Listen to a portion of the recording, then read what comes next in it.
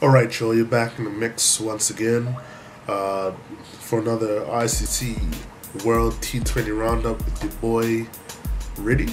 I got my playbook here right now, and I got a big old cup of coffee. So it's gonna be a good ride today. I got a lot to talk about, so let's just get right into it, okay? Alright, so we have 6 matches to talk about since the last video that I did. And we're gonna start from the 27th. That's where I kind of left off last, and we're gonna move right ahead to today. All right. First match that we had on the 27th was Sri Lanka versus New Zealand. Now, as I said before, New Zealand is one of my wild card teams. So as I say, I was never too sure what's going to happen from day to day. New Zealand went in, they put up a really good score. They were good with the bat. Sri Lanka was very sloppy in the field. They managed to go ahead and match New Zealand's score that they put up, which means that you had a super over for the first time in this tournament. For anybody who doesn't know what the super over is all about, basically, in a T20 match, if both scores are tied, by the end, you have it's like a small 2-over match. Basically, each side has 1 over to put up as high a score as possible. They're allowed 2 outs. In this case, Sri Lanka was able to put up the highest score, and therefore they won the match. The next match after that was England versus West Indies. I was really excited and nervous about this match at the same time, basically because I thought that West Indies would be able to exploit England's weakness. But as I said before, England, they do have a good batting lineup, and they're a well-balanced team. So I thought that there was a very high probability that they would have beat West Indies comfortably. So what ends up happening, as I had predicted before, West Indies decided to go with a spin-heavy approach, brought in Samuel Badri. They were able to do a good job of just really choking out the opposition. So England came in second. They batted second. West Indies won again, went in and put up a pretty good score. I believe it was 175-ish, somewhere around there. And I think they actually could have done a lot better, but Chris Gayle and Johnson Charles, Marlon Samuels, once again really put up a good base for a high total. This time they weren't able to do it. Actually, it was Johnson Charles who really was the shining light in that particular game, scoring 80. He did really well. But yeah, as I said, I thought they were going to put up a bigger score, but they didn't. Having said that, they put England into bat, and they went, as I said, heavy with the spin attack. So they brought in Badri, Narine, Samuels, even Chris Gayle came back to turn his arm for the first time in a while. And they were really able to choke out England and prevent them from really getting going. Having said that, though, there was good batting performances by Alex Hales as well as Earl Morgan. They definitely kept England in the running the whole time. So there was a chance that they could have beat West Indies, but unfortunately it didn't happen. Definitely good job by West Indies for really keeping them from winning and putting a win under the belt for the Super 8s. Move on to the 28th, Pakistan versus South Africa. This was a win for Pakistan, and I was actually surprised by that. I still believe that SA is the team to beat in this tournament. It was a very low-scoring game, and that was mainly because it was very good bowling by Pakistan.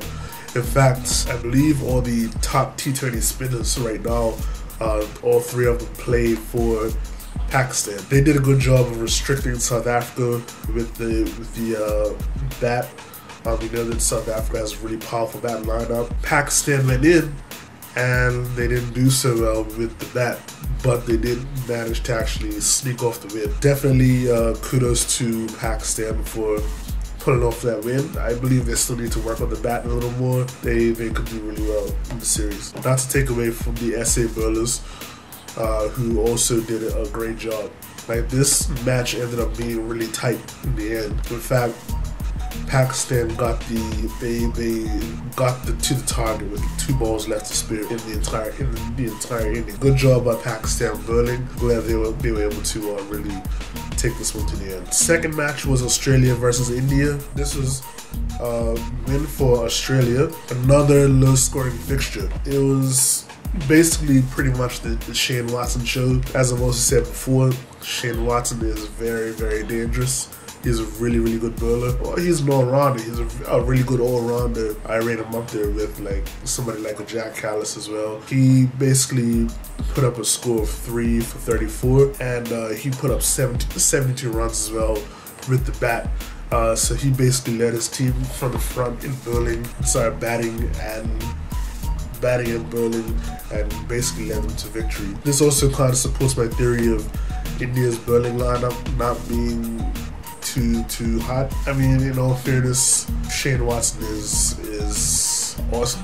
He's really awesome, and you can't really fault the Indian bowlers for a player that does really well. Sometimes you just put the ball in the right place, and the batter's having a good day, and that's that. Good job to Australia for the win over one of the tournament favorites, and it's going to be interesting to see how well they do later on. We'll come down to the last 2 matches for that I've seen, which are the 2 matches today. I didn't actually watch England versus New Zealand. It's the weekend, so once again I got up late. And I kept repeating this. It's another low-scored match. New Zealand, the fact of the matter is that New Zealand's batting wasn't very hot. They didn't really bat that well. England went in there and they got to the target really quickly. Luke Wright this time was the star of the show with 76, and he was also supported well by Owen Morgan and Alex Hales, which were the 2 that did well in their last match. So definitely a good job by England, and unfortunately this is another loss for New Zealand, which is really kind of putting them out of the running for the semi-finals. We'll see what happens. And when they play against the West Indies win that match, then I believe they'll go on to there's a good chance that they'll go on to the semi-finals. The last match of the tournament that was today was Sri Lanka versus West Indies. I wouldn't say that this is well, firstly, Sri Lanka won the match. It was a really, really low-scoring game once again. West Indies were restricted to 129. I wouldn't say that it was a bad batting performance by West Indies. This was just some really, really awesome bowling by Sri Lanka. Basically kept West Indies pinned down. They couldn't really do anything. They couldn't really push ahead with the score. And even after the power play, they only had 20 runs. Sri Lanka did a very, very good job of keeping them tied up. Marlon Samuels, he and Dwayne Bravo had a really, really good partnership going on in the end, which is kind of what pushed them along to that 130 score or 129 score. But still, with a team of Sri Lanka's caliber and with West Indies bowling, which right now I feel is their weakness, if anything. Bowling attack is all power. They have Rampal, they have Edwards up front, but Rampal tends to be really expensive in T20s. Edwards can be a little wayward sometimes as well, and when you defend the total that low, there's really no pressure on the batsman to start scoring. So that kind of nullifies the threat of Narayan, who tends to do better when the team is kind of forced to really bat. So this time they were just taking the time playing the shots. He wasn't really much of an issue for them. Jayawardene and Sangakkara were the stars of the show this time around. They were able to bring Sri Lanka home really easily, and just good job for them. We know that they're good friends, and they're very explosive batsmen, and they play well together. And this is just another one of those times. West Indies just didn't put up a big enough score, and there was no way that they were going to really be much of a challenge to them trying to defend 129. So I'm pretty sure Sri Lanka will be moving through to the semis as well. And they have a good net run rate at this point, and they also have a couple wins under the belt as well. At this rate, West Indies will definitely be looking to win their next match, which will be against New Zealand on Monday. So that's a must-win for them if they really want to have a good chance of going through to the semis. Otherwise, it's going to come down to the net run rate. Once again, they might be alright, but that's not what you want to rely on. So hopefully they'll get that win against New Zealand, and to be able to move on. But we'll see what happens though. We'll see what happens. In wrapping, tomorrow's big games are going to be Australia versus South Africa. That should be a good contest, and the one that I've been hearing some of my friends raving about will be India versus Pakistan. So that should be an interesting match too.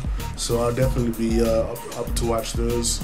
I'll be back in another couple days to discuss the next few matches, and we'll see where it goes from there. Alright, so that's it for me this week.